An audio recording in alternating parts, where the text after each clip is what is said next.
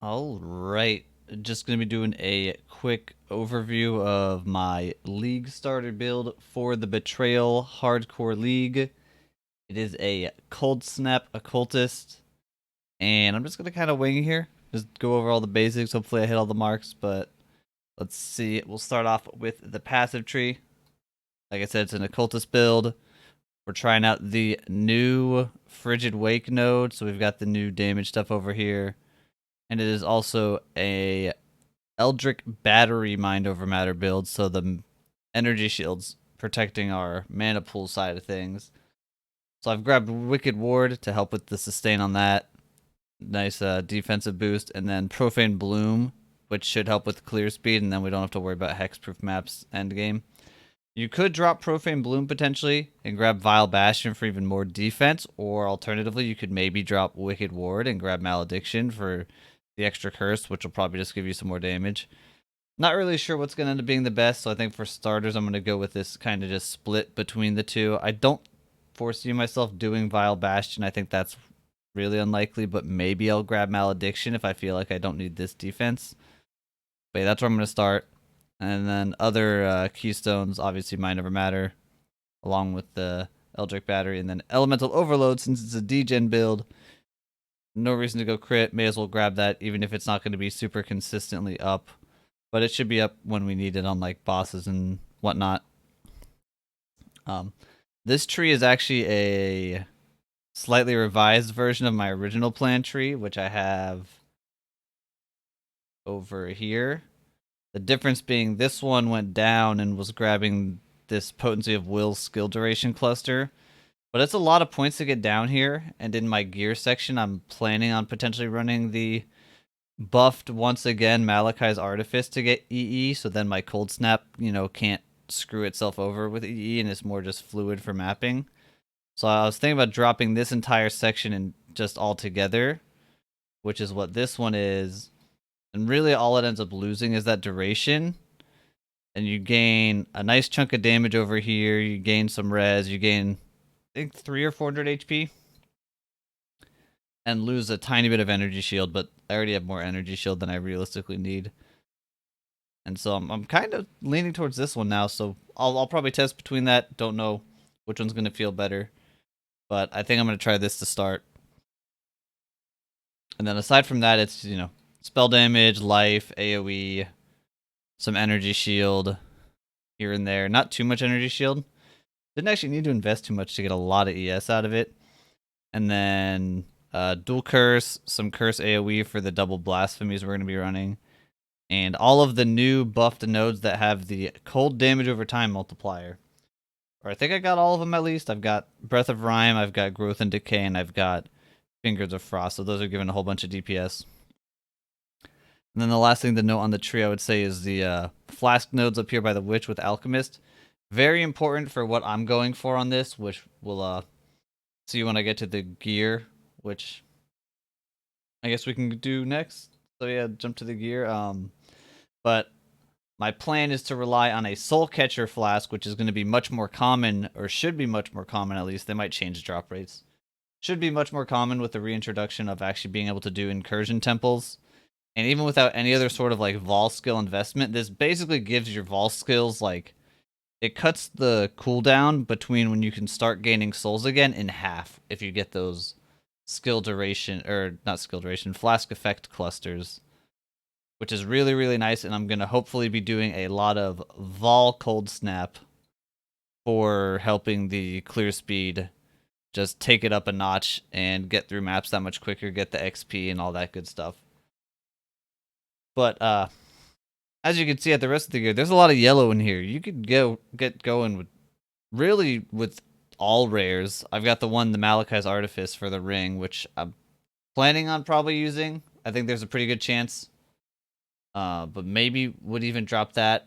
It seems really good with full effect EE, and you can put like either Orb of Storms or potentially even the new Storm brand in there to get your EE procs. We'll see which one's best. But going down the list here, Void Scepter is just a Shaper weapon, since they teased that.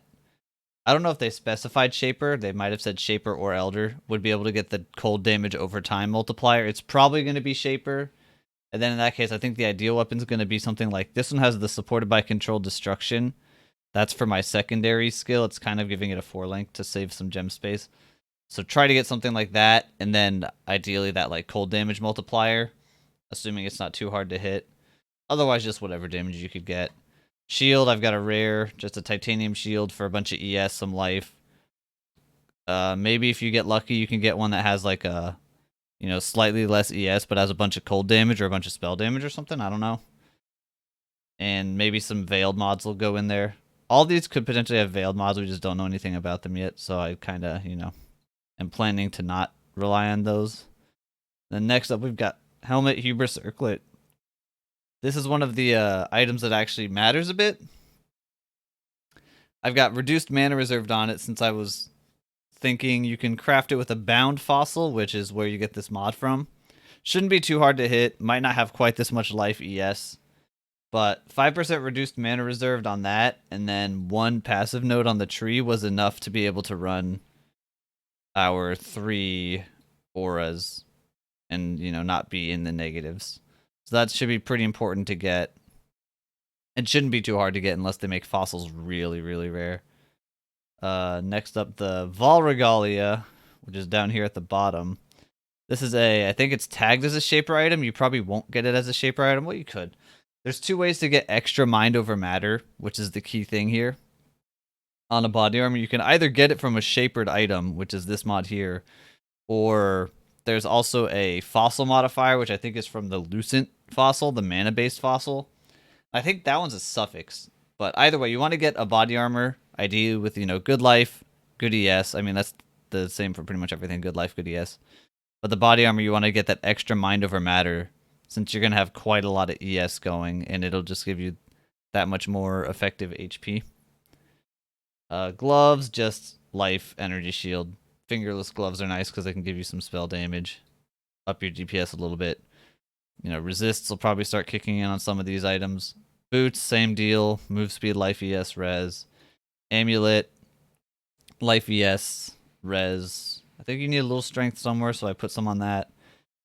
Alternative potentially for the amulet is the new shapered amulet they teased on the Betrayal, the original Betrayal announcement that gave like temp chains reserves no mana, which could let you run either like aspect of the spider if you can get that, or I don't know, Arctic armor, something else potentially. I'm assuming that's going to drop off shaper, but we don't know yet for sure. But otherwise, just a rare. Same with the ring. This one's just the second ring. Obviously, the first ring is the Malachi's for the EE. Belt, I put in a Stygian since it gives us our Abyss socket, which is basically just better than the other implicits anyway. And you could probably go for your Onslaught on kill jewel there. And then the rest of the jewels should just be pretty much rare jewels. Whichever ones can get, whether it be Abyss jewels or non-Abyss. Jewels are also capable of getting the damage over time multiplier stat. They didn't specify, I don't think, which one. But that's probably going to be your biggest stat again, and then otherwise, just life, whatever. Flasks, I'm pretty undecided on. Other than the Soul Catcher and probably a Sulfur Flask, since it's a good way to get damage and a little bit of life regen. Put a Life Flask in there, maybe. Put a Quicksilver, put a Basalt, I guess. The resists on the gear, I kept them all empty, but it's so many rares, it should be no problem hitting your resistances. One thing that's going to be really important, though, is getting Chaos Res on probably a couple items, since it's a half ES build, basically. So Chaos damage is going to, pretty much entirely ignore your Mind Over Matter. So in this character's case, I've only got 5,600 life, so big Chaos hits, which we will see again with Incursions, could be scary if you don't get some Chaos Res. I would try to just get to like positive Chaos Res, ideally. That should be enough, but obviously, the more you get, the better. And potential other gear upgrades, not really sure. I think we'll have to wait and see on this one. You could go full CI or maybe even low life at some point, but I'm not going to worry about that initially. I think this is a much nicer setup to start off a league. And then just the skills, real quick, jump through these links, kind of tentative, could change, whatever. This is our main link for our body armor. It's the Vol Cold Snap. I ticked it up to level 21 here just because POB isn't updated with the new damage value, so it gave me a better kind of example. And then control destruction, efficacy. It's pretty much all the biggest damage multipliers you could get. Concentrated effect for bossing, probably increased area of effect for mapping, as opposed to spell cascade, because spell cascade won't help the vol skill. It would only help the default cold snap. So we want one that could help both. Or you could get. Is there any other blue gems that could maybe help? That aren't those? I guess not really. So yeah, probably just swap between those two. Secondary skill, this won't be a cold snap. This will probably be like an Arctic breath or a vortex. Goes in the weapon to get that extra link. And then you're going to want it linked to hypothermia, which gives it some damage, and more importantly, some chill effect. And bone chill, which is what this enhances a placeholder for, since that's not in yet. And we're kind of using this to get that bone chill debuff on enemies, so they take more damage from our main skill, but without wasting the support gem slot in the main skill. And then if you use, Arctic Breath or Vortex to do it, you have a second skill that's also doing a little bit of damage. Just a nice big DPS boost for tankier mobs or bosses. Following that, here's the auras, Temp Chains, Blasphemy, and Feeble Discipline. Pretty straightforward. Just put them all together. Don't need an Enlighten if you get the reservation elsewhere. Got Orb of Storms in the EE ring to lower their resistances. Just make sure you don't get any flat, like generic flat cold to spells, or you'll screw yourself over on that one. Next 4 link. Frost Bomb, which lowers cold res again for some DPS. Also linked to Arcane Surge to give us that buff and increased duration to keep it up longer. And Phase Run, which does basically the same thing, but you get Phase Run. So that's another utility setup. Then we've got our cast and damage taken setup, which I was thinking about this earlier. You could potentially drop. I know a lot of people don't even run increased duration on their cast and damage taken in Mortal Call anymore. You could potentially just drop that and put a decoy totem in, since there's no totems in this. Although you might be at a hotkey space. I don't know. I didn't actually add up all the things. But, one of those two, it could work. Either way, more utility. And then our other 3 link, which would go in our offhand, I guess. Either Consecrated Path or Shield Charge, kind of whichever one you prefer, with faster attacks, Fortify, the usual. Just to get that Fortify setup going, and the defense and all that. I like Consecrated Path because it also puts the Consecrated Ground for some regen on it, and you don't really use them in builds like this, I feel like, over just using Phase Run for clearing. But if you want Shield Charge, use Shield Charge. And then the last thing I had to show is just real quick the calcs page. Here's our recharge rate. This is including the changed EB where you lose 50% of your energy shield recharge. But this is effectively our regen for our ES side of things. It's 800 a second, so as long as we're not getting hit, we have just 800 coming in all the time. You're never going to run out of mana casting, not even close. And then whenever Wicked Ward procs, you get this 800 a second for the next 4 seconds. It's plenty. We've got 4,300 total ES, 5,600 total life. That should keep you... I don't think that you'll realistically ever run out of energy shield before you run out of HP. So no worries there. And again, we are spending ES instead of mana, which is letting us use that Soul Catcher Flask because it ignores the downside of you don't get mana back. Helps the clear. Has pretty good single target. POB doesn't really show it properly, but this current setup is sitting at a little over 600k Shaper DPS, and it'll probably be higher with new items and mods that we don't know yet. But for a degen based build, that's pretty damn high. And I'm excited to play it. I will post the POB for this one and the alternative version. I'll probably throw a CI tree version in as well down in the description if you want to check those out. Just make sure your Path to Building's updated as possible. And that's it. Hope you guys enjoyed the video. Hope you're all looking forward to Betrayal as much as I am. And thanks for watching. See you guys next time.